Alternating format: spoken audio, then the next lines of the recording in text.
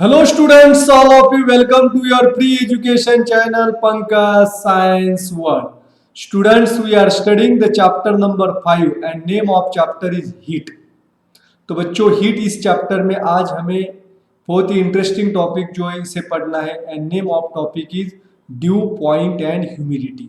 तो dew point क्या होता है, ड्यू कैसे फॉर्म होता है, ह्यूमिडिटी किसे कहते हैं, सैचुरेटेड और अनसैचुरेटेड एयर किसे कहा जाता है, उसके साथ साथ रिलेटिव ह्यूमिडिटी जो है, रिलेटिव ह्यूमिडिटी को कैसे मेजर करते हैं, रिलेटिव ह्यूमिडिटी का हमारे वेदर के ऊपर क्या इफेक्ट होता है, इन सब के बारे में हमें आज के इस वीडियो में पढ़ना है। Therefore watch this video completely, don't forget to subscribe my channel, like and share the video. Let's start with today's topic dew point and humidity. तो बच्चों हमें पता है कि about 71% of the surface of earth is covered with water. तो हमारे धरती का 71% हिस्सा जो है वो उसमें पानी होता है और 29% ये जमीन का हिस्सा है, यानी कि हमारे धरती के ऊपर पानी सबसे ज्यादा होता है। और जो है पानी जो है, पानी का कंटिन्यूअसली इवेपोरेशन होता है, हमें पता है at any temperature water evaporates and converts into the gases. तो सरफेस वाटर जो है इसका कन्वर्शन गैस में होता है कोई भी टेम्परेचर के, इसके लिए इसकी वजह से वाटर का कंटिन्यूअसली इवेपोरेशन होते ही रहता है। And due to the constant evaporation of water, water vapour is always present in the atmosphere. और कॉन्स्टेंटली वाटर जो है इसका इवेपोरेशन होता है, जिसकी वजह से हमारे हवा के अंदर वाटर जो है वो वेपर के फॉर्म में प्रेजेंट होते हैं। The amount of water vapours in atmosphere helps us to understand the daily weather, state of daily weather. तो मौसम की जानकारी जो है वो हवा के अंदर वाटर वेपर्स कितने प्रेजेंट होते हैं इसके ऊपर डिपेंड होती है। Therefore the presence of water vapours in the atmosphere, the presence of water vapours in the air makes it moist. तो वाटर वेपर जो है हमारे हवा को मॉइस्ट बनाती है, गीला बनाती है। And this moisture in atmosphere is called as humidity.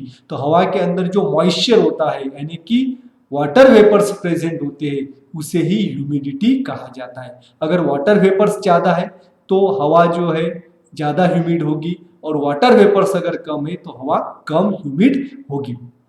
तो for a given volume of air at specific temperature there is a limit on how much water vapours the air can contain. तो हवा के अंदर water vapours जो है वो कितने होते हैं, वाटर वेपर जो है वो कितने होने चाहिए इसकी एक लिमिट होती है।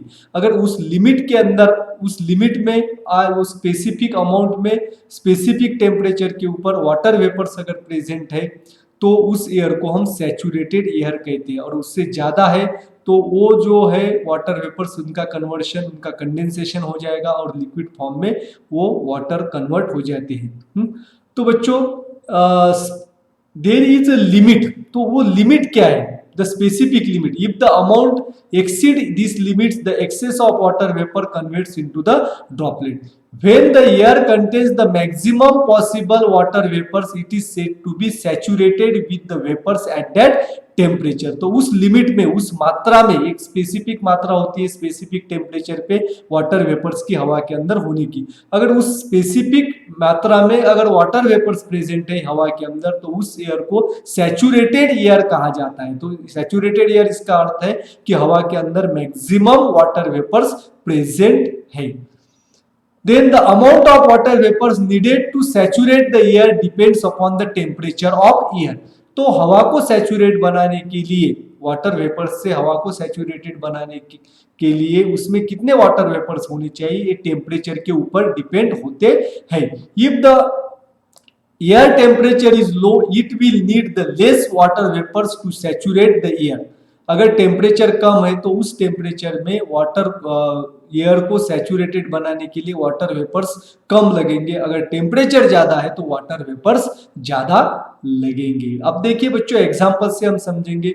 For example, if the temperature of air is 40 degree Celsius then it can contains 49 gram of water vapors per kilogram of dry air without condensation। तो इसका अर्थ क्या है, अगर टेम्परेचर 40 डिग्री सेल्सियस है, तो उस टेम्परेचर के ऊपर जो है उस टेम्परेचर में हवा के अंदर अगर 49 ग्राम ऑफ वाटर वेपर है, यानी कि 1 किलो हवा के अंदर 49 ग्राम वाटर वेपर है, तो उस टेम्परेचर पे उस हवा को सैचुरेटेड एयर हम कह सकते हैं।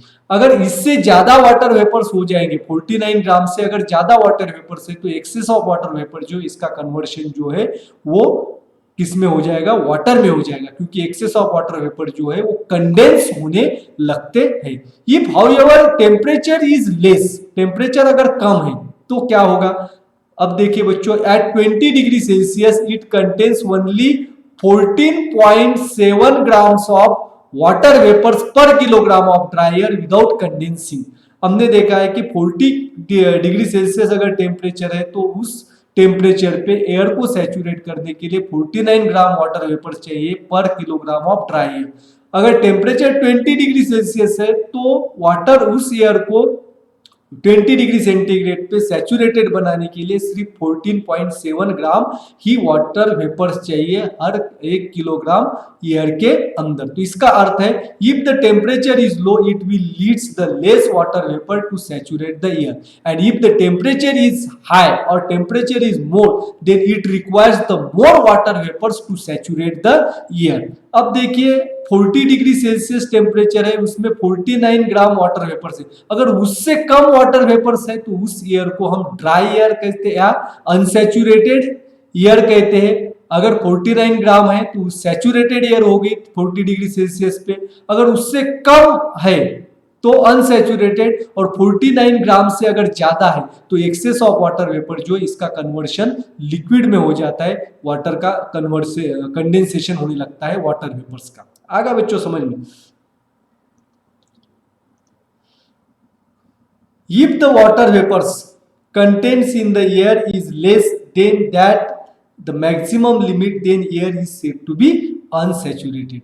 Suppose unsaturated एयर है, उसमें वाटर वेपर्स क्या है, कम है, उसका एक स्पेसिफिक टेम्परेचर है। Suppose unsaturated air at certain temperature is taken and its temperature is decrease, a temperature is reached at which the air becomes saturated with vapor and this temperature is called as dew point temperature.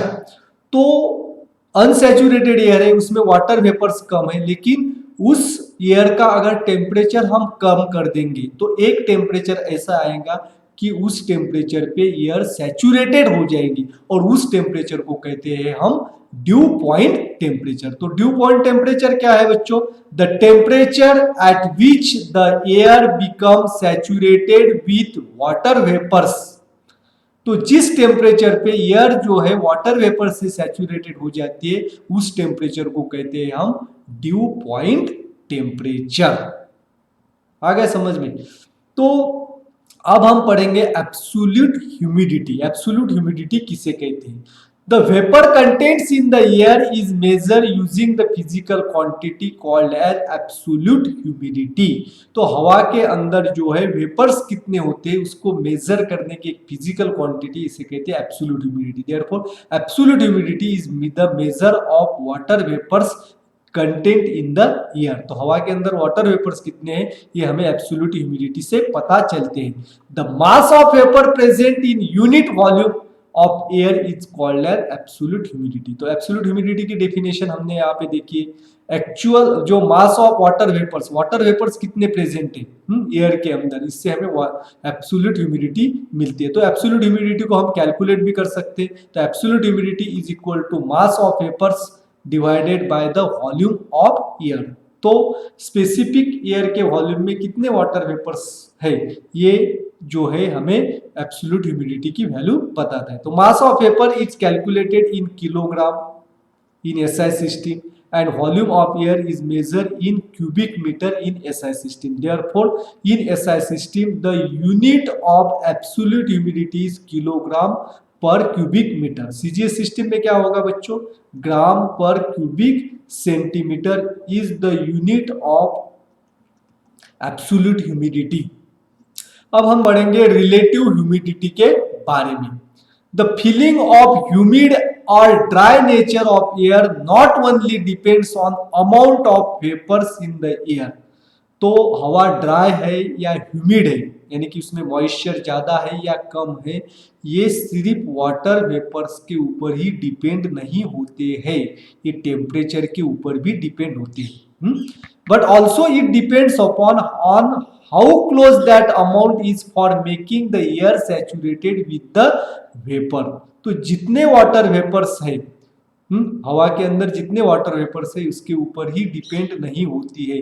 It means that it also depends upon the temperature of the air. Therefore the humidity, dryness और moisture, present moisture, it depends upon the proportion of water vapors and how much water vapors that are required to saturate the air। तो इस air को saturated बनाने के लिए कितने water vapours चाहिए और एक्चुअल वाटर वेपर्स कितने प्रेजेंट है, तो इसके ऊपर जो है ह्यूमिडिटी डिपेंड होती है। ड्राइनेस हवा का और ह्यूमिडिटी मॉइस्चर डिपेंड होता है।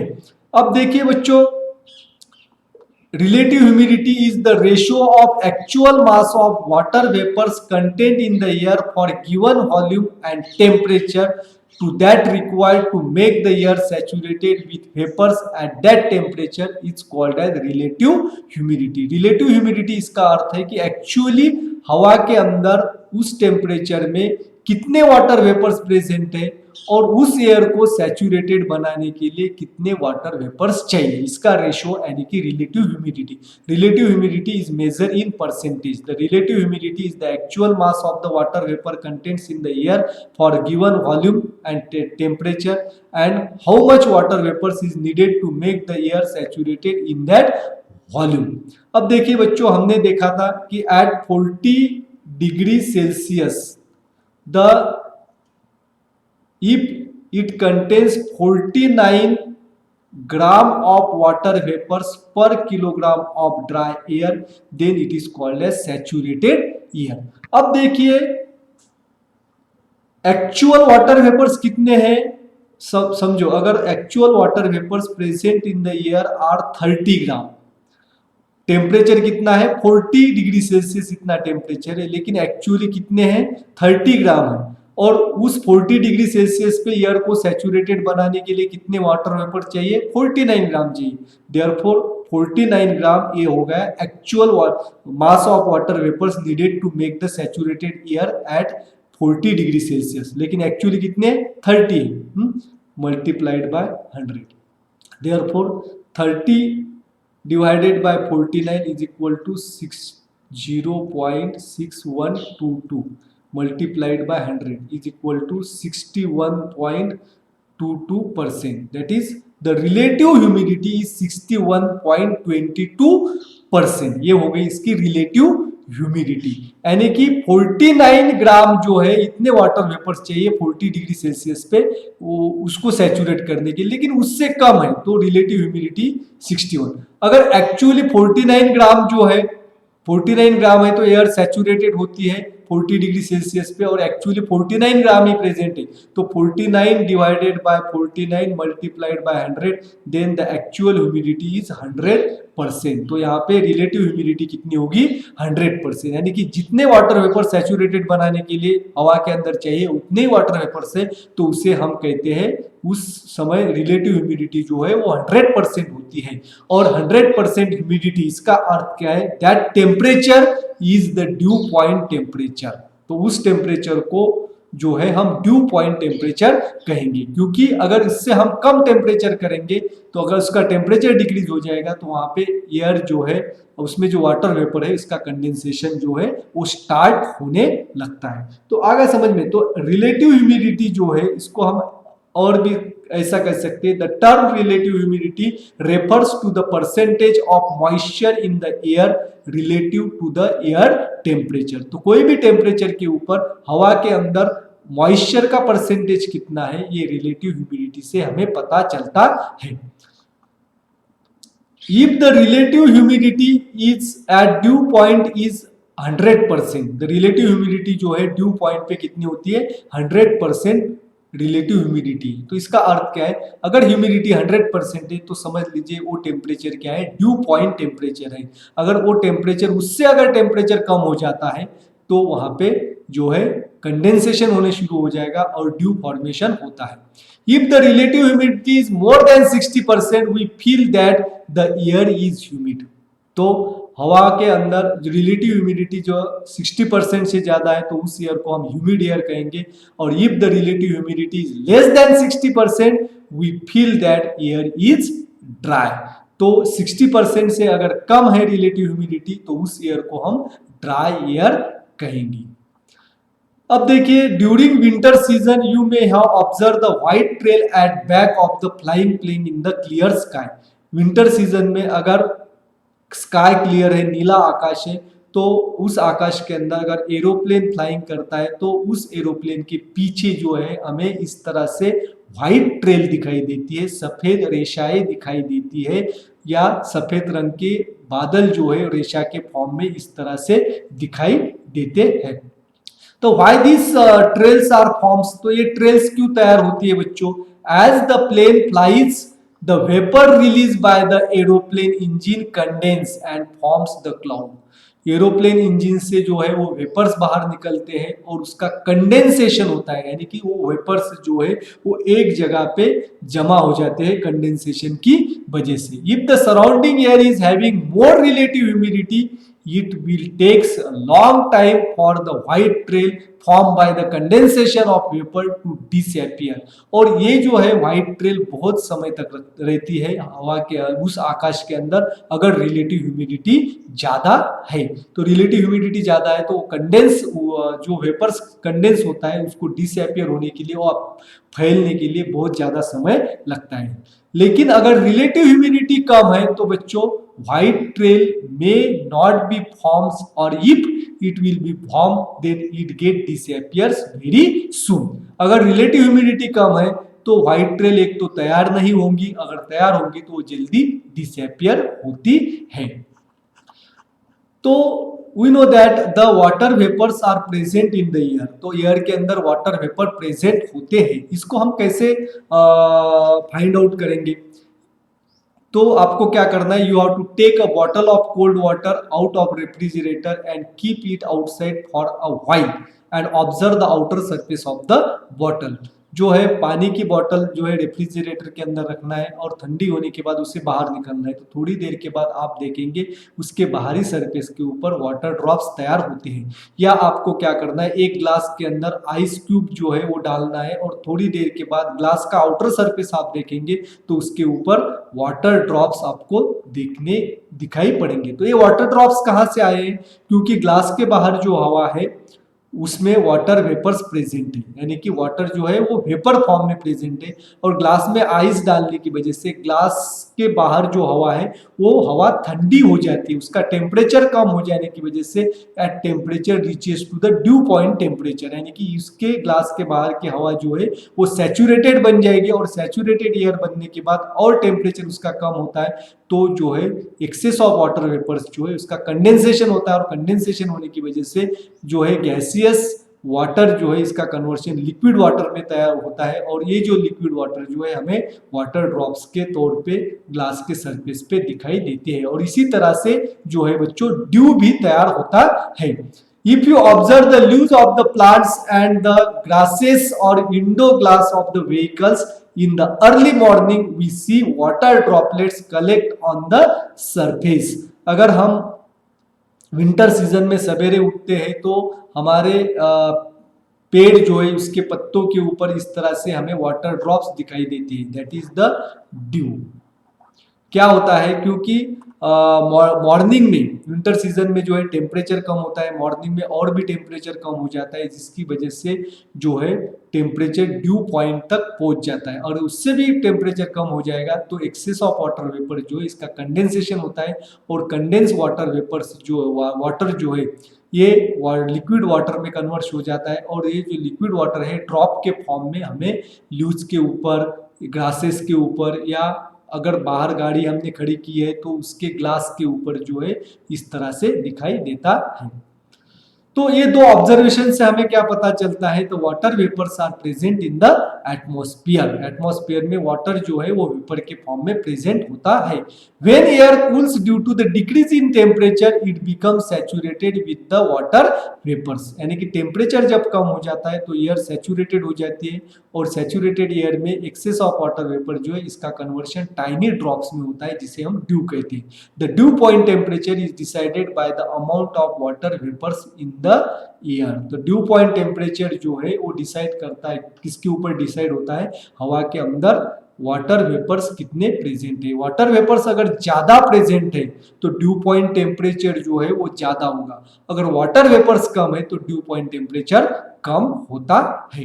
तो बच्चों इस तरह से आज के इस वीडियो में हमने ड्यू पॉइंट और ह्यूमिडिटी के बारे में पढ़ा है। Thanks for watching complete video. Don't forget to subscribe my channel, like and share the video. Thank you.